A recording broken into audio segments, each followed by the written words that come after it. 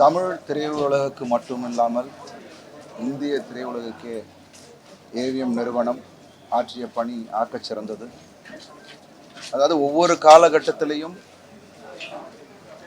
பல திறமைகளை நம்மளிடையே அறிமுகப்படுத்தியது இந்த நிறுவனம்.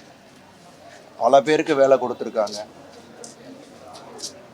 ஏவி மெய்யப்ப செட்டியார் அவர்களின் மறைவுக்கு பிறகு ஒரு மிக சிறந்த ஆளுமையோடு திரு ஏவிஎம் சரவணன் சார் அவர்கள் இந்த நிறுவனத்தை நடத்தி கொண்டிருந்தார்கள். இப்படி ஒரு ப்ரொடியூசர்னா இப்படி தான் இருக்கணும் அப்படின்ற ஒரு எடுத்துக்காட்டாக இருந்தவர். ஏன்னா நிறைய கேள்விப்பட்டிருக்கோம்.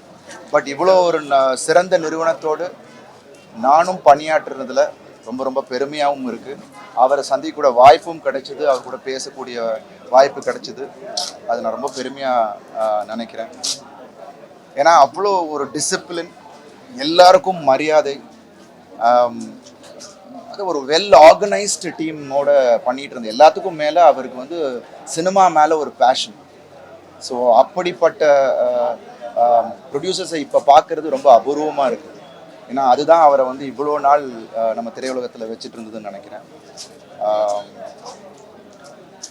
இன்னும் எனக்கு ஒரு சின்ன வேண்டுகோள், இன்னும் நிறைய திரைப்படங்கள் இந்த நிறுவனம் எடுக்க வேண்டும், பல திறமைகளை நமக்கு கொடுக்க வேண்டும் அப்படின்றது தான் என்னோட வேண்டுகோள். அது கண்டிப்பாக சரவணன் சாரோட ஆசையாகவும் அது இருக்கும்.